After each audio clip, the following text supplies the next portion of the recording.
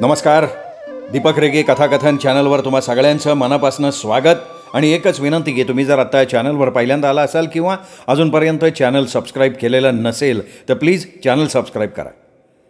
आज तुम्ही ऐकणार आहात डॉक्टर अनघा केसकर यांच्या सैर भैर या कथासंग्रहातली कथा. आणि कथेचं नावसुद्धा आहे सैर भैर. संध्याकाळी बाहेर जायलाच हवं होतं, ते टाळता येणार नव्हतं. म्हणून मी लवकर स्वयंपाकाला लागायच्या विचारात होते. खरं म्हणजे मधल्या वेळेला खायला केलेले दहीवडे अजून तसेच होते. कसा काय माणसानं अंदाज करावा. सतीश संयूचा पत्ता नव्हता. हातावर पाणी पडल्याबरोबर पळाली होती दोघं प्रॅक्टिससाठी चारू वहिनींच्याकडे. काही काळा वेळाचं भान आहे का नाही. मनातल्या मनात मी भयंकर वैतागले. इतक्यात संयूचं सत्या थांब, आईला सांगून चांगली शिक्षा करवते असं भावाला दिलेलं प्रेमळ आश्वासन कानावर आलं. पाठोपाठ पायऱ्यांवर धडाधड आवाज आणि बेलची धिंगामस्ती. अरे हो हो हो, काय वाघबीग मागे लागला नाही ना. मी म्हणाले. वाघ नाही पण वाघीण, धापा टाकत सतीश म्हणाला. चपला कोपऱ्यात भिरकावल्या आणि उगीचंच नाक उडवून संयूकडे बघून हसला. आता कसं, आता घरी असल्यासारखं वाटायला लागलं मला. आधी खाणार आहात का भांडत बसणार आहात नुसते. आई सुलभ आवाजात मी खोटा दम भरला. जाम भूक लागली आहे मला. खाण्याचं नाव निघता संयूला कंठ फुटला. आई अगं चारू मावशीचा निरोप आहे. सतीश अजूनही नाटक तालीम याच्याच तारेत होता. आता काय आणखीन. अरे मघापर्यंत तुझी शिवाजीची दाढी करत बसले होते. धास्तावून मी विचारलं आणि तक्रारखोर सुरात म्हणाले, जिरेटोपाचे कागद, तलवार. माझं वाक्य ह्यांच्या कॉमेंटमुळे भलतंच तुटलं. ब्राव्हो, आता तुला दाढी पण करायला यायला लागली तर उद्यापासून प्रॉब्लेम नाही. आता तुझ्या पुढे दाढी करायला येऊन बसेन मी आयटीत. मुलांचा धिंगाणा ऐकून साखर झोपेतनं उठत हे खोलीत आल्याची पावती मिळाली. नेहमीप्रमाणे मला एकटी पाडून तिघेही खू खू खू करून हसायला लागले. एरवी मीही त्यांच्याबरोबर हसले असते. शिवाजी महाराजांची मी दाढी करतीये हे दृश्य डोळ्यांसमोर दिसायला लागलं होतं. पण चारू वहिनीचा निरोप म्हटल्यावर मी हादरले होते. अरे निरोप तर सांग काय तो, हसतोयस काय वेंदाळेसारखा. तिघांचा हल्ला या एका प्रश्नानं मी परतवून टाकला. सांगतो ना. चारू मावशी म्हणाली की नाहीतरी मी शिवाजीसाठी दाढी लावणारच आहे, तर पहिल्या विविधतेतून एकता या कार्यक्रमात सरदारजी व्हायला काय हरकत आहे. मी मठदिशी खुर्चीवरच बसले. दुपारच्या हक्काच्या विश्रांतीवर पाणी सोडून मी डिंक, कागद, चांद्या, खोटे केस यांच्याशी इतका वेळ खेळत बसले होते. आत्ताशी कुठे तो पसारा आवरला होता तोवर चारूचं दुसरं फरमान हजर होतं. चारू मावशी, तुला खरोखर शीक करायला निघाल्यासारखी आई हवालदिल झाली आहे बघ. संयूनं मुक्ताफळं उधळली. पुन्हा सामुदायिक हसल्या. तुम्हाला काय होतंय हसायला. मला सगळं बघायला लागतंय, मी उसळून म्हणाले. नको करूस. मी चारू वहिनींना निरोप देतो. माझा मुलगा मुळी शीख बेक होणार नाही. यांनी हुकमी एक्का टाकला. मी बघते काय करायचं ते. असं म्हणत घाईनं विषय संपवून मी स्वयंपाकघरात पळाले. चहा खाणी झाली, स्वयंपाकाला लागले. पण सरदारजी काय डोक्यातनं जाईना. आता शिवाजी महाराजांची दाढी आणि सरदारजीची दाढी काय सारखी असते का. आणि त्याचा तो टिपिकल टर्बन, तो कसा बांधायचा. टर्बनशिवाय सरदारजी म्हणजे आयाळी वाचून सिंह. तो सरदारजी वाटायचाच नाही. नाही म्हटलं तरी चारू वहिनींच्या नादानं आता सगळी कॉलनीच गणपती उत्सवाच्या नाटकांच्या तयारीत मनानं सुद्धा गुंतत चालली होती. अभिनयाशी 36चा आकडा असलेल्या आम्ही दोघा चौघांनी पडद्यामागची कामं हौसेनं अंगावर घेतली होती. बालकलाकारांना चुचकारणं, त्यांच्या पालकांना मनवणं, कपड्यांची दागिन्यांची जमवाजमव, पार्श्वगायक वादकांची मनधरणी, ऐतिहासिक नाटकांसाठी भाले, तलवारी, दाढ्या, मिश्या, टोप, मुकुट बनवणं, हे सगळं आमच्या कुवतीप्रमाणे आम्ही सांभाळत होतो. त्यांची झिंगई मनावर नकळत येत होती. पण नवं काम आलं की आता कसं करायचं हे दडपण प्रकृती धर्माप्रमाणे माझ्यावर यायचं. आपल्यावर सोपवलेलं कोणतंही काम मनापासून करायला जे धडपडतात त्यांच्यावर मला वाटतं असं दडपण येत असावं. रात्री माझी एक जुनी पातळ साडी घेऊन सत्याला समोर बसवून टर्बन बांधायचा मी खूप प्रयत्न केला. पण करायला गेलो गणपती आणि झाला मारुती तशातली अवस्था झाली. बाजूला उभी राहून संयू हसत होती आणि सूचनाही देत होती. सत्या काही डोकं स्थिर ठेवायला तयार नव्हता. 15-20 मिनटं खटपट करून घामाघूम झाले मी. कधी सत्या टापशी बांधलेल्या शेतकऱ्यासारखा दिसत होता तर कधी बुजगावण्यासारखा. ए आई आता बास ना, माझं डोकं दुखायला लागलं, सत्यानं भुणभुण सुरू केली.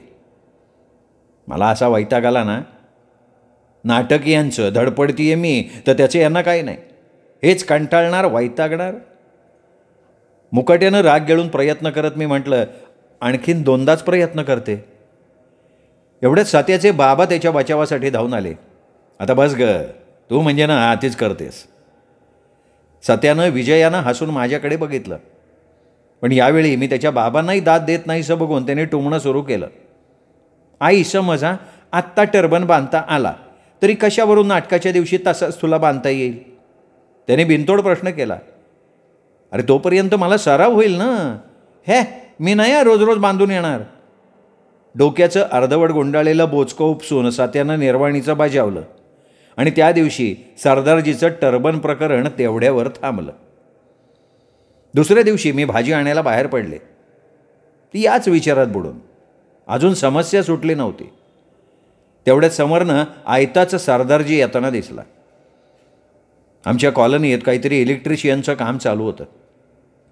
अलीकडे कितीतरी वेळा मला हा सरदारजी विजेच्या खांबाशी, ट्रान्सफॉर्मरपाशी, नाहीतर मोटरसायकलवरनं जाता येताना दिसला होता.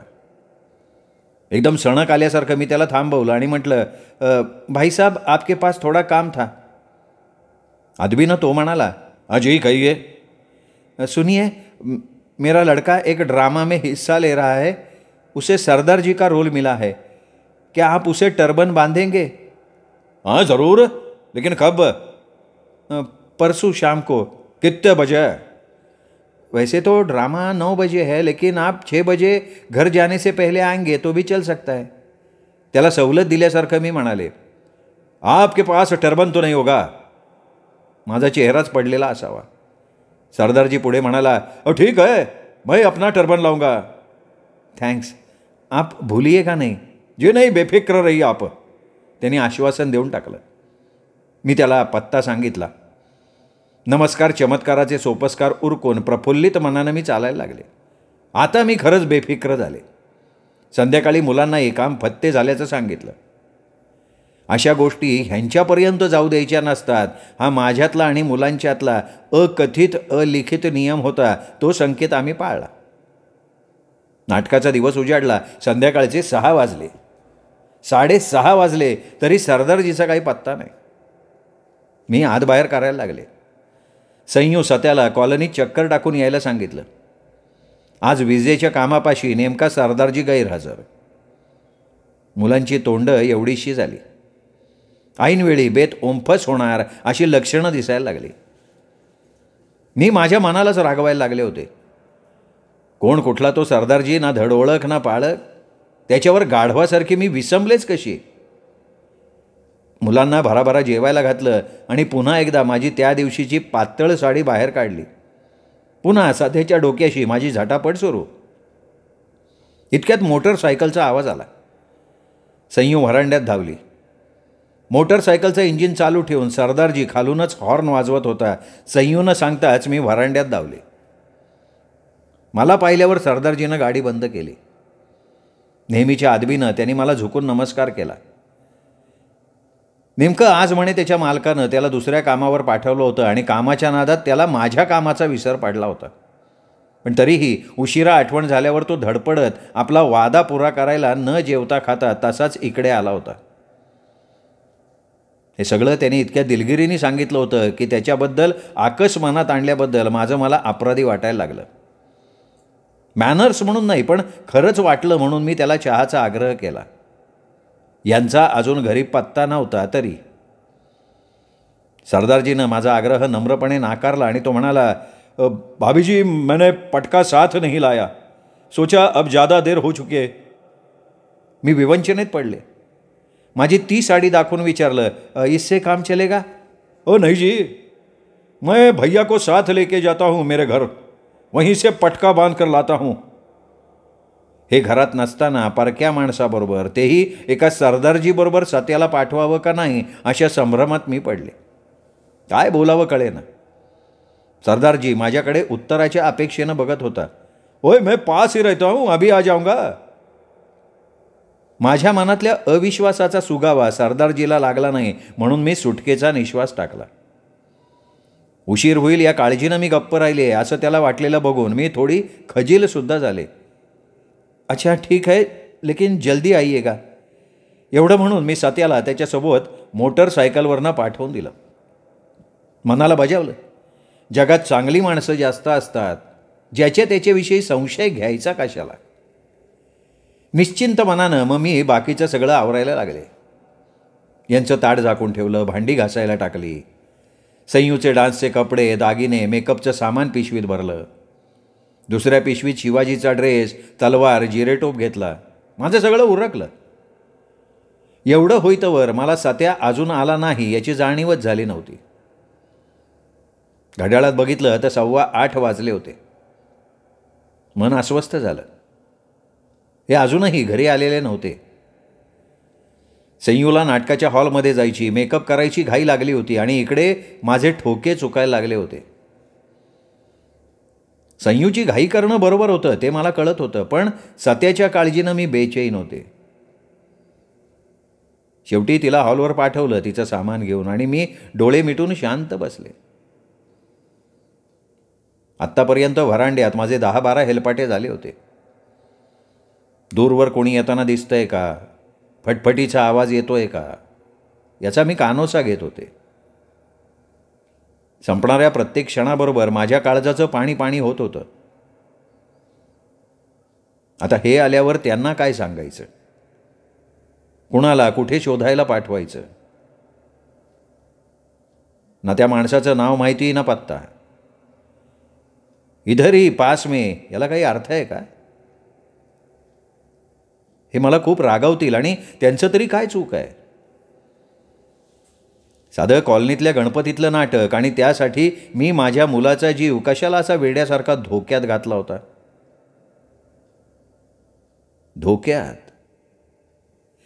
धोक्यात या माझ्या मनात आलेल्या शब्दानं मी दचकले. महिनोन महिने पंजाबात अतिरेकी शिखांनी घातलेला धुमाकूळ आता मला आठवायला लागला. इंदिरा गांधींच्या हत्येनंतर शिखांची सर्वत्र झालेली होरपळ मला आठवली. शिखांनी त्याचे ठिकठिकाणी घेतलेले बदले आठवायला लागले. माझ्या घशाला कोरड पडली. मन सैरभैर झालं. जीव नकोसा झाला. इतक्या दारावरची बेल वाजली. मी दार उघडायला धावले. दारात हे उभे होते. धरणी मला आता पोटात घेईल तर बरं असं वाटलं. काय झालंय? ब्रीफकेस टीपॉयवर ठेवत यांनी माझ्या पांढऱ्या फट्टक चेहऱ्याकडे बघून विचारलं. माझे डोळे भरून आले. यांच्या रागाची त्या क्षणी मला जराही भीती वाटली नाही. मी धडा त्यांना सगळ्या गोष्टी सांगितल्या. आता काय होणार हो असं म्हणून त्यांचा हात हातात धरून मी अक्षरशः रडायलाच लागले. यांचा चेहरा खूप रागीट झाला होता. पण स्वतःचा राग काबूत आणत ते म्हणाले, अति उल्हास सगळीकडे. काही नडलं होतं का त्या टर्बन वाचून? सांगता येण्यासारखी अनेक स्पष्टीकरणं, समर्थनं माझ्या बचावासाठी माझ्यापाशी होती, पण त्यातला फोलपणा मला कळला होता म्हणून मी गप्प बसले.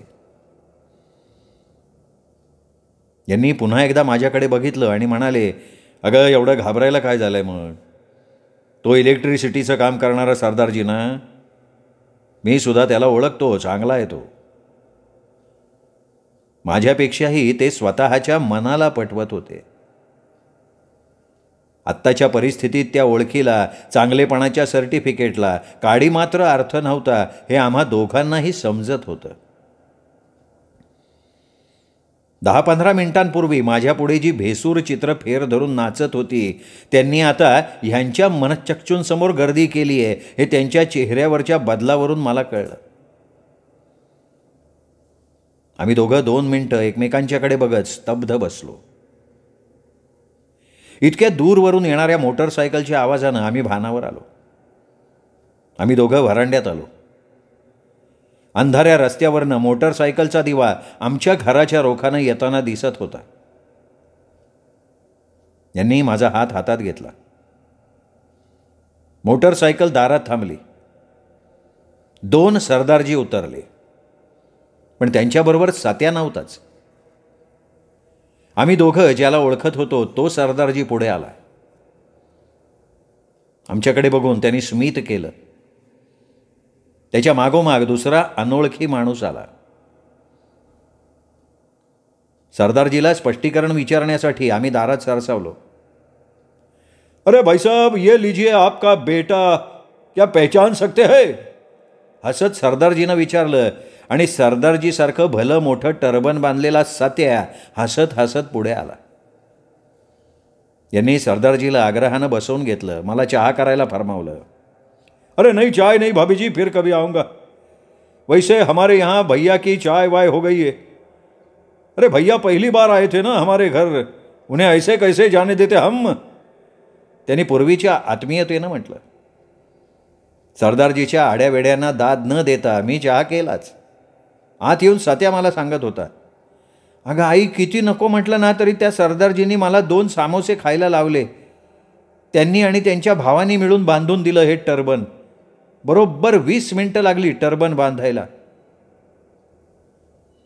किती कष्ट घेतले होते माझ्या मुलांसाठी त्यांनी. आणि इकडे मात्र नाही त्या शंकांनी आमची मनं सैरभैर झाली होती. माझ्या मनात काय उलथापालथ होऊन गेली याचा पत्ता सरदारजीला लागण्याची सुतराम शक्यता नव्हती आणि त्या विचारानं मला मात्र खूप हायसं वाटत होतं.